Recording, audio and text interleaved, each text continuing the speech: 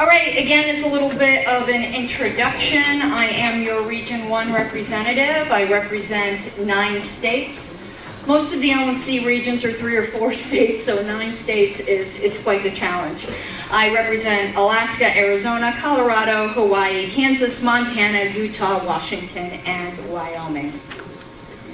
I would say, as I said before, I really would like to keep you informed. See me after this talk or at any time so I can put you on the Region 1 mailing list. I am also the chair of the Libertarian Party Historical Committee, which I'll be talking about a little bit during this talk because it will become relevant. I'm also the communications director for the Libertarian Party of Colorado and the Colorado State Coordinator for the Libertarian Party Radical Caucus. I've recently been appointed to both the bylaws and the platform committee. So, in other words, I'm extraordinarily busy in between work. There's no time in the Libertarian Party. There's very little time for anything else. So, my talk today, let me pull out my notes here. I have become extraordinarily passionate about party history. And that has become a lot of the focus of my libertarian activism. And the way I like to start this talk, and it was most fun the first time I gave this talk when my husband was in the room, because he hears me jibber jabber all day long and he thought he heard everything. And so I started out the talk by telling everyone that I had a confession to make. And that the confession I had to make was that I was having an affair. And you should have seen his head jerk up so quickly. And it was very good. And I said, and it's a fiery, steamy, passionate affair. And then when I confessed that the affair was with the Libertarian Party and the Statement of Principles, he was like, well, I already knew that one. But it is actually true. I'm one of the people who almost offhandedly opened up the website of the Libertarian Party one day. I read the platform, particularly the Statement of Principles, and the very next website I opened up was the Colorado Secretary of State, and I switched my voter registration on the spot. I was never spoken to by any libertarian. I did not become a libertarian that way. I became a libertarian simply by reading the words that I'm going to be telling you a little bit about the history today. And it did quite literally change my life. So, I want to try to impart upon you a little bit of the passion I have and a little bit of a deeper understanding for why we have something called the Statement of Principles, what it means, and what it might mean to you today.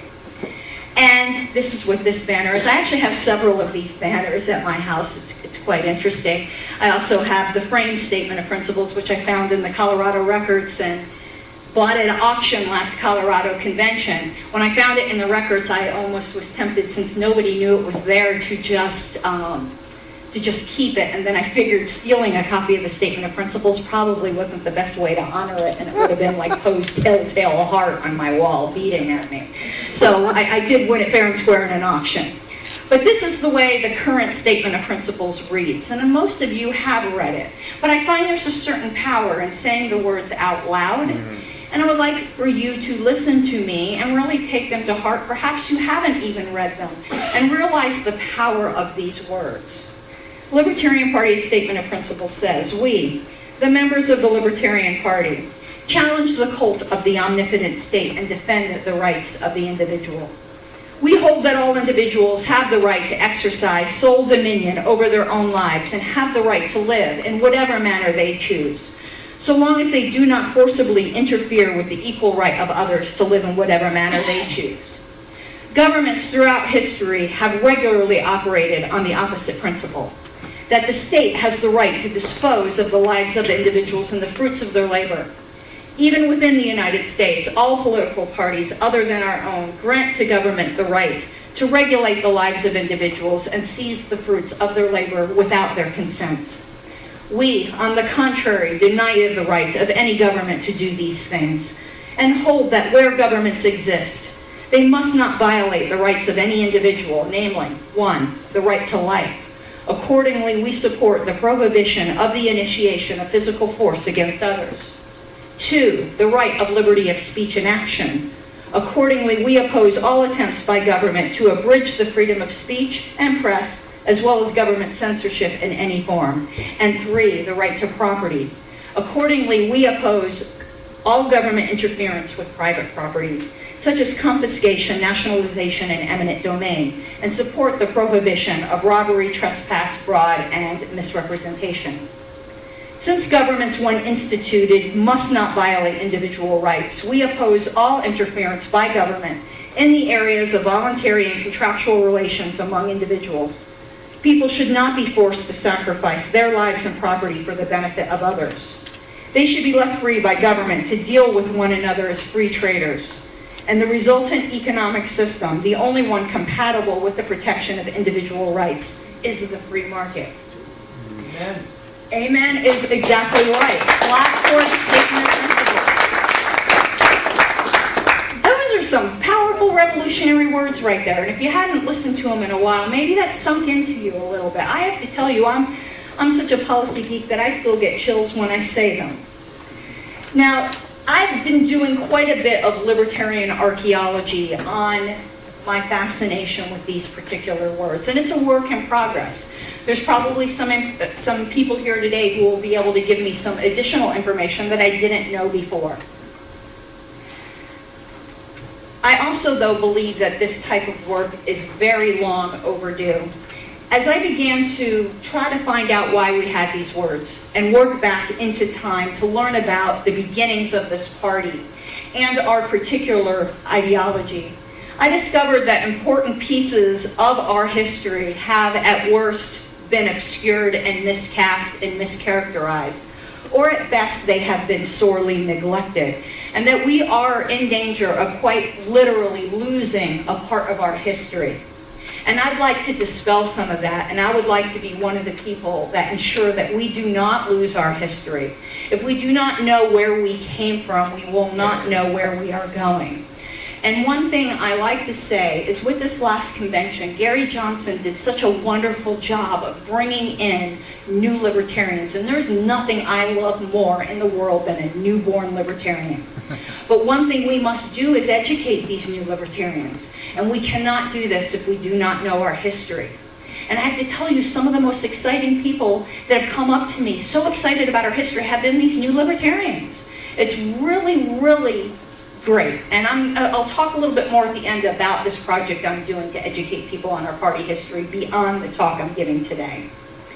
So I am now going to tell you guys some of our history. Some of it you may know, some of it you may not, but I guarantee you will learn a couple things. I hope, at least, and some of you may learn a whole lot. And I do hope you appreciate it. The very first convention of our party took place in Denver, yay, Colorado, in 1972. And at the time, it comprised a very diverse lot of people, almost like the diverse lot of people we have here today. There were minarchists, there were anarchists, there were a lot of Randians, since Ayn Rand was very popular at that time, and there were classical liberals, and there were any variation in between those. But they were all united. They were united around the idea of radical individualism. And yes, I will say the word radical, though sometimes today it seems like that might be a dirty word. But we are radical individualists. The Libertarian Party was founded as a revolutionary movement. It was a peaceful revolution, to be sure, but do not doubt for a second that our ideas are not revolutionary and that they do not remain so today. Any current perspective that you hear that does not come to grips with that early party history, with that revolutionary spirit, they're in danger of cutting off the very branch upon which we sit. And make no doubt about it, libertarianism remains a radical revolutionary idea if we are going to be true to those words that I read to you earlier.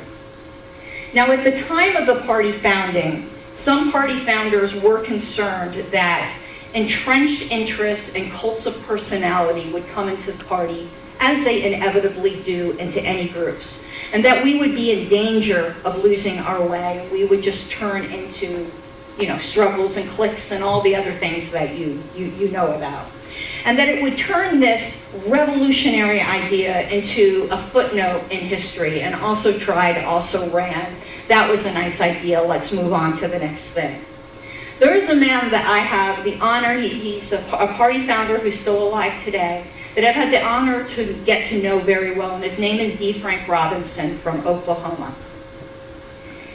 And he gave me a little bit of a history of things that happened at that 1972 convention. Himself and Ed Carlson decided that they were going to convince Party Maine co-founder Nolan that they should protect this fledgling party. And the way they would protect the party was by embedding in it what they called an article of faith. It would be something that would be inserted into the soul of the party that could not be altered except by a super majority and a super quorum. And this idea was approved by the original Constitution and Bylaws Committee. As Robinson has related this to me, it's not good parliamentary form to do that. It's not good parliamentary form to put a depth charge into the heart of a group when the survival of the organization is the main thing. But they had decided that the survival of the organization wasn't the main thing. The survival of our principles was the main thing. So they concluded that it was an appropriate goal for an existentially ideological organization to fervently believe that the principles was the sine qua non of the party, not just the mere existence of some hollow shell that bore little resemblance to the ideas from which it sprung. So David Nolan and the founding delegates were convinced of the wisdom of this idea. And as Robinson described it, this was their intent, and I will quote him because I can't say it any better than he did. We wanted to plant a rhetorical stake in the ground with a tether. The statement of principles, a terse one-page document declaring to all coming after us, this is the anchor and the lifeline. Do not tread too far from it or you may perish. If you stay close, you may eventually prosper for your efforts. Now, 40 years later, we are those who came after them. And it is the same thing. This is the lifeline. If we stick close to it and continue to stick close to it, we may eventually prosper for our efforts. And I am convinced if we stray too far, we will indeed perish. Or at least what is libertarianism will indeed perish. So this is what the 1972 convention did. They passed a Declaration of Principles. They originally called it the preamble, but it is eventually what we have today. And they secured its survival by demanding, and a lot of people don't know this, that the Statement of Principles can only be amended by a 7/8 vote of registered delegates at a duly called national convention. Now, you guys had certain quorum issues here today, so I want you to let that sink in. 7/8 vote. Now, you could take what I like to call the Dumb and Dumber approach, where Jim Carrey said to her, is there a chance in a million that you might date me? And she goes, oh yeah. And he goes, well, I have a chance. No, 7/8 is not a chance. It's that 1 in a million. But I want to take this a bit further. I want you to really realize what I said. I didn't just say a 7/8 vote. I said a 7/8 vote of registered delegates at convention. If any of you have ever been to a national convention, you may realize that there isn't 7/8 of registered delegates in the room at any one time. So it is, in fact, functionally impossible to get that 7/8 vote. It is the parliamentary equivalent of saying it's nearly impossible, and that was by design. Also, so that is the super majority and the super quorum. So, is it possible? Yes. Is it likely? No. If 1/8 of the delegates believe still in the foundational vision of the party, the game is over. And if you cannot get 1/8 of our delegates to stand on principles, then the party was already dead, and that vote will only be the formal declaration of its passing. But these initial founders realized this was a serious step that they were taking. They were basically building a vault, stepping inside, and destroying the key. Although the Statement of Principles in 1972 passed unanimously, I want you to stop and think about this for a second. This was libertarians.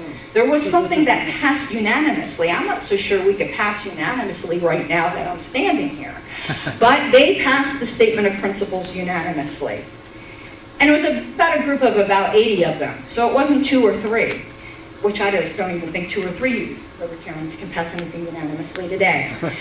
But they put in an escape hatch. They said that we are going to give ourselves 2 years to think about this thing that we just did. Let's come back in 1974 and revisit the issue. And in 1974, by a mere 2/3 vote, we can change the Statement of Principles. Or we could ditch it altogether, or we could revise it.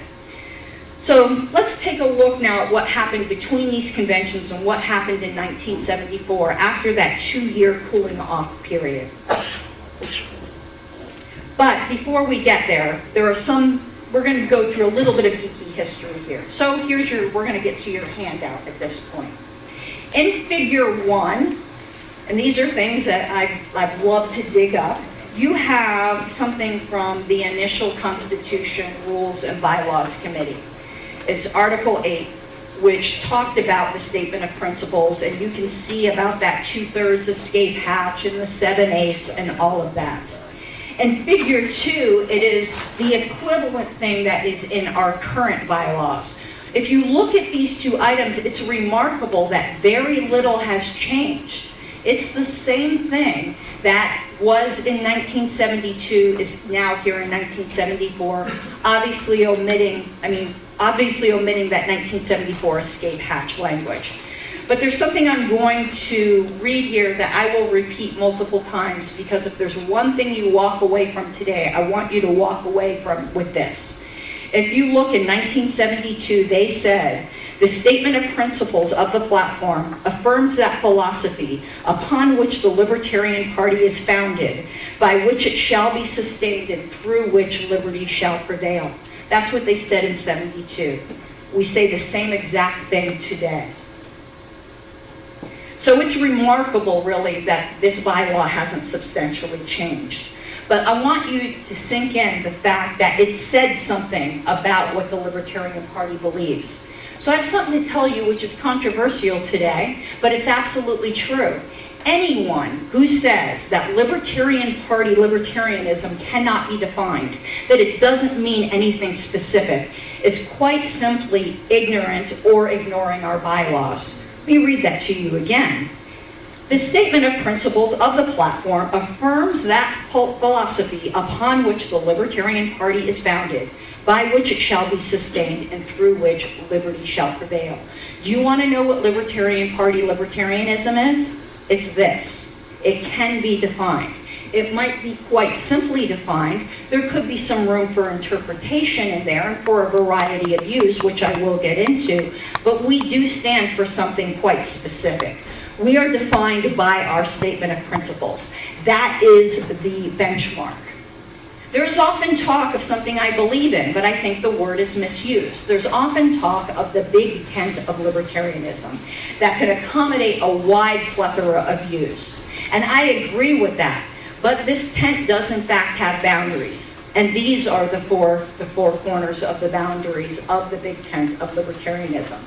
So while anyone who is willing to go in our direction should be fully welcome as an active and valued member of our party, as long as they're willing to certify our membership pledge, the tent of essential Libertarian Party beliefs is circumscribed by our Statement of Principles. Any member obviously is free to disagree on some points. I disagree on some points, but the fact is that this is the ideology of the Libertarian Party. And like Trent, I need to get something to drink, but he's a good boy and drinks water. I drink caffeine. So further protections during these early years were put into place to challenge any future flanker policy that might contradict the Statement of Principles. And they established a judicial committee at that time. Any of you familiar with party controversies over the past 10 years know that sometimes saying the judicial committee can, have cheers or not cheers depending on one's point of view, but the initial judicial committee was established to protect the Statement of Principles. That was its original goal. And no matter what duties they now have, its primary duty was to be the watchdog over these particular words. And this watchdog function remains today. If you go to figures 3 and 4 in your handout, you can see the original function of the Judicial Committee, and you can see in figure 4, it remains today a primary function of the Judicial Committee, except for that resolutions have now been added. So not only can any policy or point not contradict the statement of principles, neither can any resolution resolved at a national convention contradict the statement of principles. Also, at this time, an amendment was made that made affirmation of the statement of principles an absolute condition of affiliation with the national party, and that is in figure 5. As you know, state party affiliates are autonomous, but they're autonomous within several limitations, very narrow ones. One, you must file a copy of your bylaws with the national party. Easy enough, right? But also, every single state affiliate must affirm the statement of principles. If a state affiliate disaffirms the statement of principles, arguably in our bylaws, they have disavowed their affiliation with the national party. The statement of principles is not optional. Being an affiliate of the national party means that you have affirmed the statement of principles. And I cannot repeat that enough. This is, in fact, the lifeblood of our party. So, going back to 1972, the initial platform committee, which was chaired by Pip Boyle, set to work writing a statement of principles. The initial result was deemed to be unsatisfactory. It was deemed to be something that was quite obviously written by committee. If any of you have been on committees, you know sometimes things that are written by committees are not the most elegant things that can ever be done. So they thought that the content was good, but the style was wanting. So they determined at that time that they would take submissions from the floor, and legend has it people went off and wrote things for about an hour and came and presented them to the convention. During debate on the order of adoption, meaning whether the convention would adopt a statement of principles first or a platform first, several insightful comments were made at that 1972 convention. And if you're wondering how I know this, I have the tapes of the 1972 convention that were found in D. Frank Robinson's basement, and I've listened to it, and it is really, really quite interesting what was going on. The conventions were just as lively then as they are now. But several insightful comments were made arguing that we could not adopt planks until we had principles from which those planks would be derived. And Toni Nathan was at that original convention, and she had every time I've heard her, she had the greatest, wonderful voice. And Toni Nathan got up on the convention floor and she exclaimed, "We will be the laughing stock of the world if we adopt planks without first adopting our principles," full of fire and vigor. It was just wonderful. So the delegates said, yes, we will adopt our statement of principles before we write a platform. And there were 5 proposals submitted. And what I did with these 1972 tapes is I sat down and I transcribed these proposals that were submitted. I think this might have been the first time that was done in over 40 years. And they are contained in your handout as figures 6 through 10, which on your own time you may want to read through the things which possibly could have been our statement of principles. And if any of you have read Ayn Rand, you will see the very strong Randian strands through here.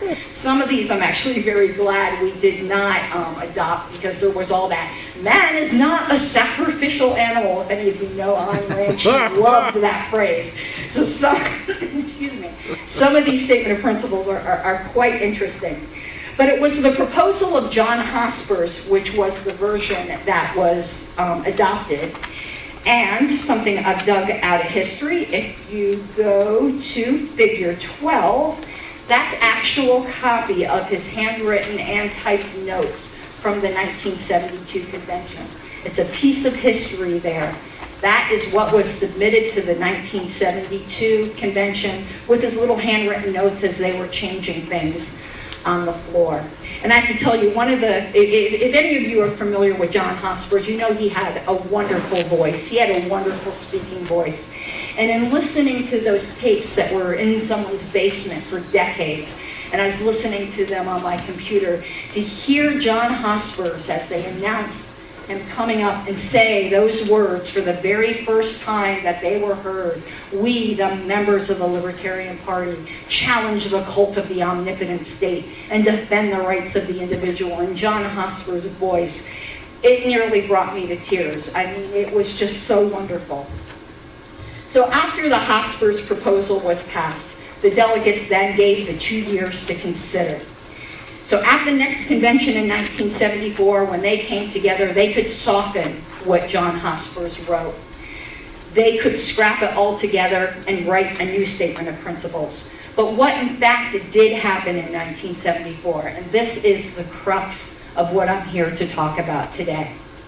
What they did in 1974 is they did in fact amend the statement of principles, and it has never been amended since because there is that 7/8 rule.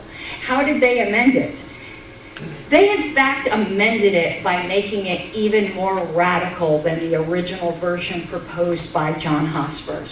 Because what happened between 1972 and 1974, and I want you all to prepare to be very scandalized and very shocked because you will not believe that this happened.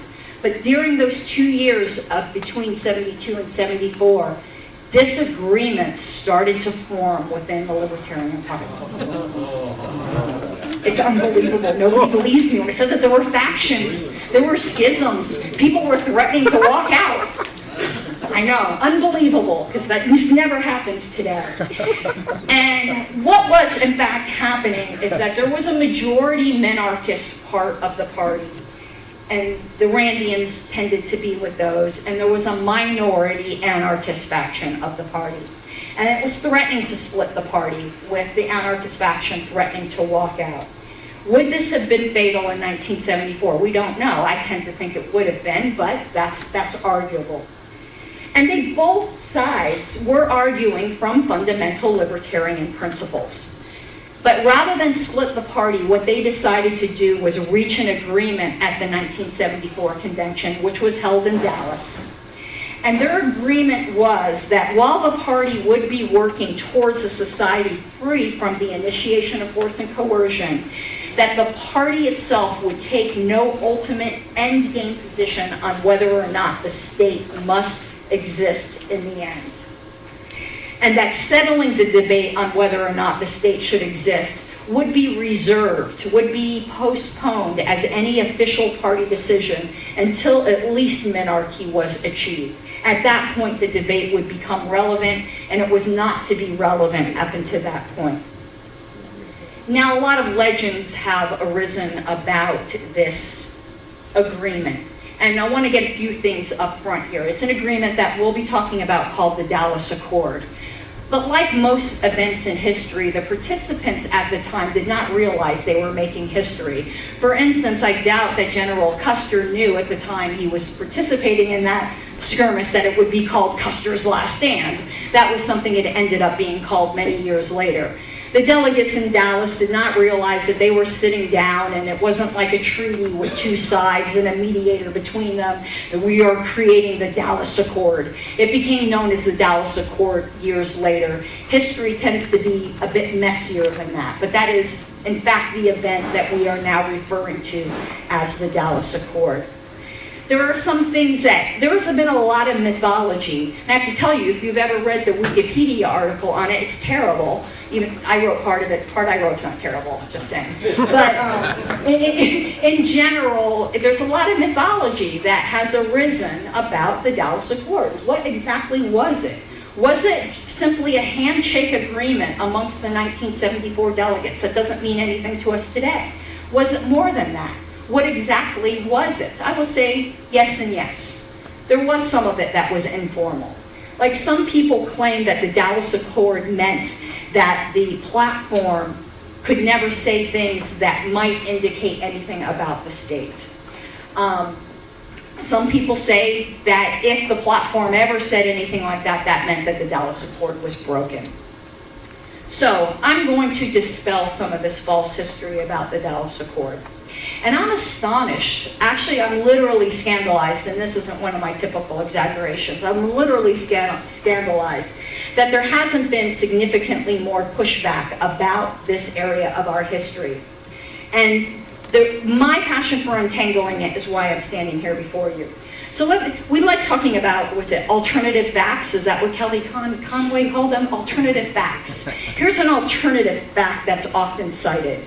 This alternative fact is that the Dallas Accord was entirely informal. The whole thing was informal, and is only used today as an interesting historical oddity that it's not binding upon anyone in this room. This is easily disproven, though. It's easily disproven through witness testimony, such as the people I've interviewed who were actually there. But you want to know what? I found that witness testimony varies. After 40 years, people remember things differently. And we actually don't even have a copy. Can you believe as a party, and I'm hoping to find it, there isn't a copy of these 1974 minutes. And I do have a copy of the audio tape from 1974, and it heartbreakingly is missing the one tape that had the discussion surrounding the edits to the Statement of Principles. That did break my heart. And I do hope to find minutes of this 1974 convention. But it's easily disproven. I'm a paralegal by trade. I've been a paralegal for 20 years. So it's easily disproven through forensic document examination. And I'll explain to you exactly what I mean. Let me just skip ahead here because I started going a little bit off script. So I am claiming that at least portion of the Dallas Accord was formalized and that it's binding upon each of us. But do I have any evidence for this extraordinary claim? Because it is an extraordinary claim. It's not the received history that if any of you had even heard of the Dallas Accord today, you probably have never heard this statement. But I do in fact have evidence that there was at least part of it that is binding and that was formalized. We have an artifact from that time that rings through history. I think it rings like a bell and it cuts through the fog of these decades. And you want to know what that evidence is? It is the amendments to the Statement of Principles that took place in 1974. All this groundwork I did to you about the 7/8 and the supermajority and the super quorum and all that was to show you how seriously the Statement of Principles was taken. And the fact that it hasn't been amended since 1974 shows you how serious it was. So if you go to page 10 on your handouts, you will see in figure 13, the 1972 Statement of Principles, which is different from the Statement of Principles that's here before you. And then immediately following it, you will see the 1974 Statement of Principles. But the most interesting thing, and I don't know if anyone else has ever done this exercise on page 12, I took the liberty of comparing the two and color coding for you the differences, the edits that were done in 1974. And these changes can be grouped into 4 categories. There were style and grammatical changes. There were gender neutrality changes. Man and mankind was changed to people or things. We were very forward-thinking back then. Now, nobody thought anything of saying he or men then, but the Libertarian Party back then was sensitive to that and made it gender neutral. And then there were changes I call the Dallas Accord changes. And those are the changes in yellow. And that is what I would really like you to pay attention to right now. What you are looking at in all those things in yellow is the Dallas Accord. The thing that people keep telling you was never formalized and was just a handshake agreement. The fact is, it is contained within the Statement of Principles. The Statement of Principles, which requires 7/8 of registered delegates if any of you wanted to amend it next convention. There could be nothing more serious than that. When I began this analysis and did this color coding, which again, I don't think's ever been done before, it might have been, who knows, everyone always thinks they're so wonderful and then it turns out they're not, but I was already aware that the Dallas Accord changes made the existence of the state optional. Most people knew that, I knew that. And I knew that it gave a couple, quote unquote, nods to anarchy. But until I did this analysis, I didn't realize how deep the changes went. So let's take a look at it. The 1972 version of the Statement of Principles said, "The sole function of government is the protection of the rights of each individual." And it also said, "Government has only one legitimate function, the protection of individual rights." Neither of those phrases appear in the current Statement of Principles. What they did is they changed those phrases in 1974 to say, where governments exist, they must not violate the rights of any individual. And governments, when instituted, must not violate individual rights. At first glance, you might not, the first thing you'll notice is those maybe odd phrases, where governments exist and governments when instituted. Those are the two things most people know right away that give some nods to anarchy or the potential of it. But that actually isn't the most important changes.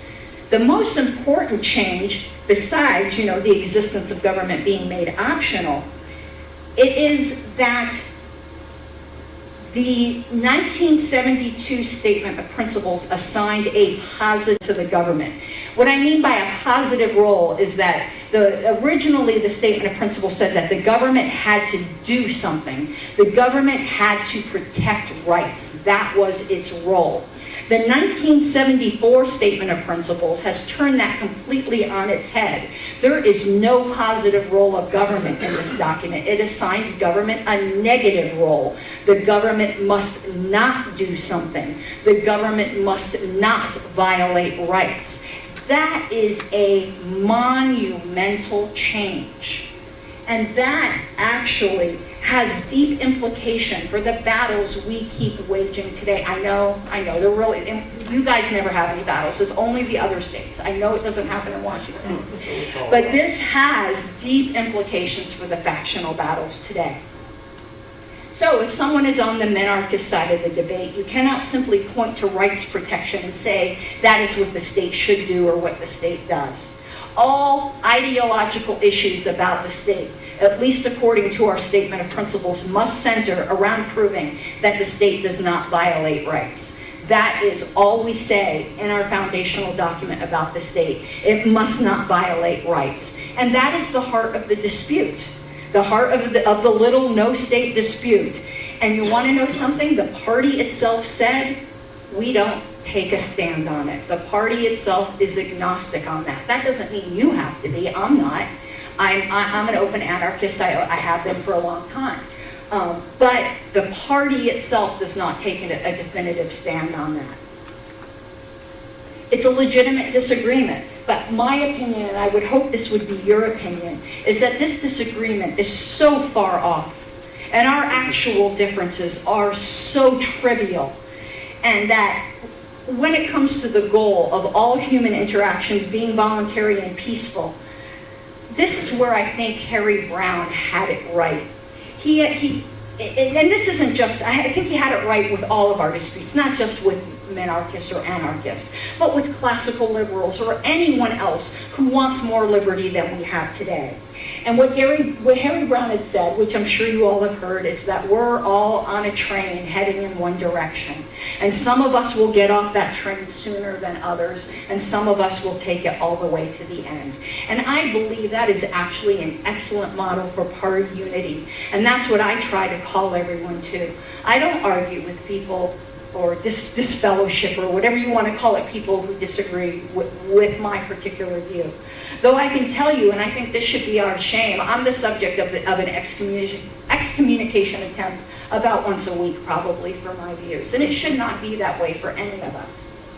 I would say, though, that this Harry Browne analogy of the train heading in the same direction and how we can all just pull together, this is being disturbingly denied by people in the party today. What they're saying is that setting up a very limited non-rights violating state is incompatible and functionally different than a no-state option.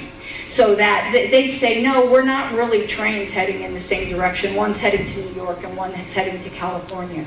If you start dividing between the minarchist and anarchist debate that way, then are we going to start saying then between the minarchists and the classical liberals that one's going to New York and one's going to Colorado? How far are we going to parse this out? Our differences are really so trivial. we can all pull together going in the same direction. And then when it gets relevant, maybe then some of us will have to part ways. But we are so far from that right now with the way the state is growing and encroaching upon our rights. I would say that everyone heading in our direction is welcome, but we must not forget our destination, which is, as our preamble says, and I gotta look at the time here if anyone can let me know. Looks like I'm still going good. Okay, we must not forget our destination. And the destination is, as our platform says, a world set free in our lifetimes. Now, a lot of people say, that's interesting. Okay, so now I understand that if I'm going to start throwing one person or another out of the party, you really are in violation of the Statement of Principles. But there is a practical implication to all of this. This isn't just esoteric, navel-gazing, interesting bits of history. So what does that mean for us today? Well, what I'm going to say next might be controversial, but I hope I've shown you that I know how to analyze documents and I can make a persuasive argument for my case even if you end up disagreeing with me. The platform, what having a implanted statement of principles does, it frees the platform to be transitional. If we have an end game statement in our statement of principles, we can then propose interim steps in our platform. And this is the way it was intended to be in 1972. So the platform can take softer stands as long as it never contradicts the ultimate end game of the statement of principles. The present preamble that we have in our platform makes that clear. Some people don't realize that we say this actually in our platform. The introduction to our platform says these specific policies are not our goal. Our goal is nothing less than a world set free in our lifetimes. So I'm going to give you a real life example of why this is important. At the 2016 Libertarian Party Convention, there was a resolution passed. The resolution was that taxation is theft. I will read to you this resolution from the convention minutes. Jim Fulner of Michigan moved that we adopt the following resolution. Be it resolved to taxation is theft. Following debate, the resolution was adopted by a voice vote. I don't know, I just love those little things there. It's following debate. I was there, it was really quite interesting. There really wasn't much debate. It was adopted overwhelmingly by a voice vote.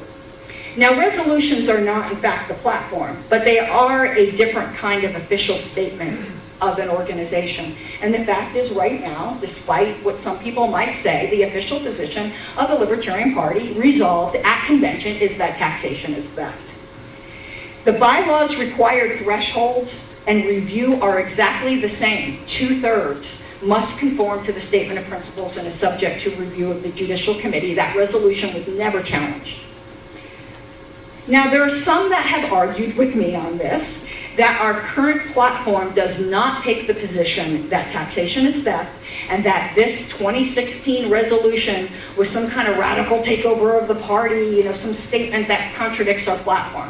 Well, I can tell you one thing, as a member of the Radical Caucus, I would have been thrilled if we had this radical takeover or whatever at convention, but that isn't in fact what happened. This was your typical convention goer that resolved this.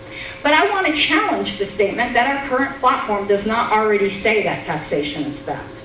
And I'm going to prove this in the same way I dealt with the Statement of Principles. We're going to do it through a forensic document examination and do a historical autopsy. In figure 16 of your handout, there's my case study on taxation as theft.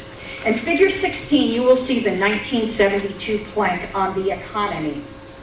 And that plank mentions taxation, but the plank only mentions the reduction of taxes.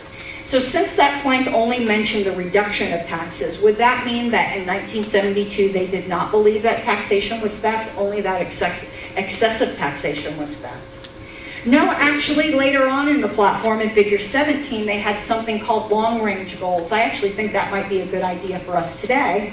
But they had something called long-range goals in 1972. And I want you to notice something immediately interesting there. That part of the platform recognized that there was a need to deal immediately with what presently existed, the state and taxation. And it still recognized that there were longer-term goals. And what did they state in 1972 was their long-range goal? the eventual repeal of all, not some, of all taxation. And they gave the reason why they believed in the eventual repeal of all taxation. They said, since we believe that every man is entitled to keep the fruits of his labor. Now, after all my preaching on the statement of principles, that phrase should be intimately familiar to you. Where does it come from? It comes from the statement of principles. We say in the statement of principles, we believe that every man is entitled to keep the fruit of his labor. That statement has always been part of our platform. So we have, a lot of us here are constitutionalists who believe that original intent matters. So the original intent of the people who wrote the statement of principles and the statement that says, we believe that every man is entitled to keep the fruits of her labor, they explained in the 1972 platform exactly what that entailed. That entailed the eventual repeal of all taxation. And the reason is that any forcible collection of something that belongs to you is in violation of your individual rights.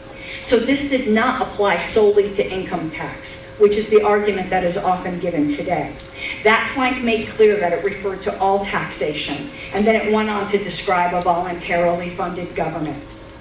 In 1974, and Figure 8, this idea of the repeal of all taxation was moved up, and then if you look in Figure 19, there was another interesting statement made which is relevant to debates today, and I bolded it for you.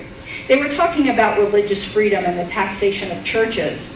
And in 1974, they said, actually 1976, they said, we oppose taxation of church property for the reason that we oppose all taxation. They opposed all taxation in 1976. And then, if you look at Figure 20, they also then started singling out income taxation. But this singling out of income taxation was never intended to be separate or apart from the position of the statement of principles that requires the eventual repeal of all taxation. So now that you have this history of how we started to single out income taxation and what the statement of principles' original intent was, we can come to our current platform, which is in Figure 21, which says all persons are entitled to keep the fruits of their labor. We call for the repeal of the income tax, the abolishment of the Internal Revenue Service, and all federal programs and services not required under the U.S. Constitution. Do you notice again, it still says why? Because all persons are entitled to keep the fruits of their labor. That's a statement from the Statement of Principles, which we know from an unbroken line of communication from 1972 means all forcible, not just your income tax. Any kind of taxation is in violation of the Statement of Principles. So the fact that we single out the income tax today does not mean that we no longer support the eventual repeal of all taxation. This is simply a good target. It's a transitory target on our immediate horizon. It's something that we can accomplish today. And this is in accordance with the thoughts of our early founders that the income tax was the worst of all taxations. David Nolan stated, in an ideal world, there would be no taxation. All services would be paid for on an as-used basis. But in a less than ideal world, some services will be force-financed for the foreseeable future.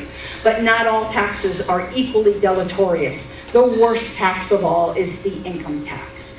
That is why we single it out. So with all of this history and background, and you see how we got the statements you are, this actually has practical use today. It helps you interpret our platform. So in this sense, I hope I gave you some practical implication of why this matters. It matters for factional disputes. It matters for party peace and unity, which is one of the most important things that I believe in, is party peace and unity. And it also helps you interpret the platform today. And I find this is something that we really need to inculcate in these wonderful brand newborn libertarians that are coming into our party, who may read a statement such as the repeal of income tax and think that's all we're opposed to. It is not, in fact, all we're opposed to. So I'm going to close this one moment and then give you what I promised at the beginning. So, I hope you found it helpful. Like I said, we're moving towards a world set free in our lifetime in which all human interactions will be free of force and fraud. Some of us see that as a completely voluntary society, including competitive services for all services of government, such as police and military. Others of you would stop shy of there. But the original vision of the formative years of this party has held true for 4 decades, in that we're all headed in the same direction. And in order for us to succeed and thrive, we must recognize this. And I believe it is beautifully encapsulated in our lovely statement of principles. And this is why our bylaws declare that this is the philosophy upon which the Libertarian Party is founded, by which it will be sustained, and through which liberty shall prevail. And that's it for the main discussion. So I do hope you found that informative.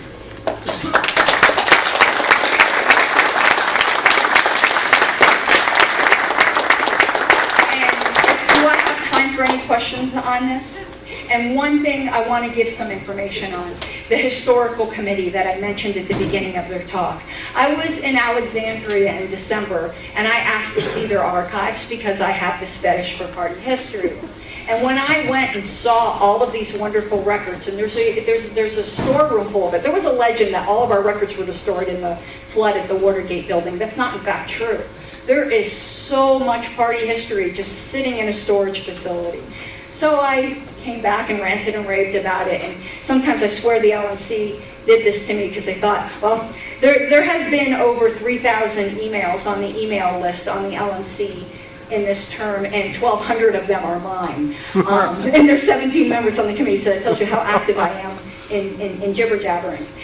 So I sometimes think they put me in charge of the party historical committee because they thought they would bury me in records and maybe I'd be less active on the LNC list. That hasn't succeeded so far. So now all of the records are getting shipped to Colorado next weekend. So the storage facility of all of those records, I have volunteered to put my professional paralegal use to categorize and start organizing these records with the goal of getting them digitized and online. Probably all of them will never be, but at least a good portion may be. And I'm starting with the things I think will be of most interest to most people. While I might be personally interested in a piece of tissue that David Nolan used to blow his nose with, that's probably not what everyone is interested in. So right now, there is a project called LPWA. LPWA has been around for a while, but it basically died. We have revived it. If you go to LPWA now, it's a collaborative history of the Libertarian Party. Right now, we have decades of something called the Liberty Pledge.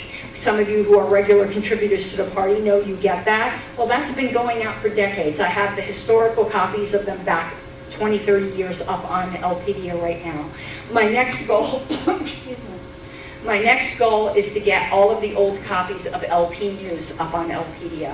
When I was in Alexandria, I held the original copy of the 1972 LP News, and it was wonderful. And I would like everyone to have, at least digitally, that wonderful experience.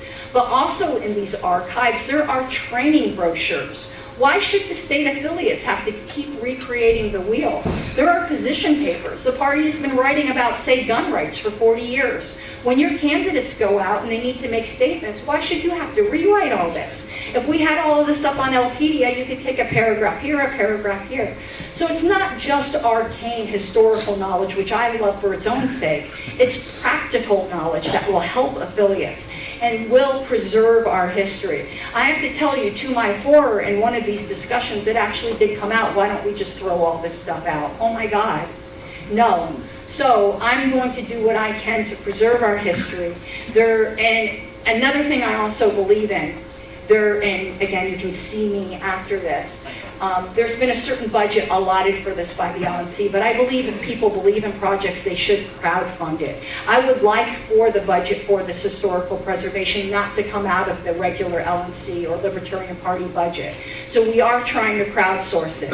If I inculcated any passion in you for party history, I ask that you give to this fund so that we can prove to the party that our history is worth preserving and that people do in fact care about it. And I'm not the only Looney Tune in the party that cares about this sort of thing. So with that now, on any possible thing, well, almost any, yeah, I guess it's kind of like an AMA, but maybe on what we talked about here, if anyone had any questions to ask me. So not so much of a question, but more of a statement. I think you're not stressing the fact that at the convention for the taxation of theft, it went through like that in like no time. It was Yes. like maybe 3 minutes tops. Yeah, when it says following debate, it was adopted by voice vote. That, yeah, no, it was adopted by shouts and hoots and hollers and stamping. I think the only thing that got more attention was when the death penalty planked that convention. I actually cried when that passed. But yes, you're correct. It was completely non-controversial, and it wasn't a room full of hair-on-fire radicals that passed it. It was your average, everyday libertarians that passed that. Yes? Yeah, and I've heard the terms anarchy and minarchy and classical liberal. Can you explain what those mean a little bit? Sure, and these will be very basic Yeah. definitions. I'm sure that's, some political science person could correct me here to Kingdom Come. But in general, at least as the Libertarian Party has believed that, a minarchist would be someone that believes that the government's only legitimate function would be things such as military and police and rights protection and courts, so that there would be a territorial monopoly on rights protection. A libertarian anarchist believes that even those services should be up for the free market. So it's not that they don't believe that we should have them, they just don't believe there should be a monopoly on them. So if I were standing here with an actual minarchist, the only difference between us would be, should there be competition in these services? And when you word it that way, that distinction is so trivial. It is so trivial that I refuse to argue about it. Now, classical liberals believe that government should do a bit more. Classical liberals will tend to think public schooling should be something, something funded by the government. They also believe in roads. Woo! Yeah, they also really want the government to do roads. So it's just different spectrums, but they're all small government philosophies, all three of them. Was that sufficient? Yes. Okay. Oh, so we're good? All right, thank you so much.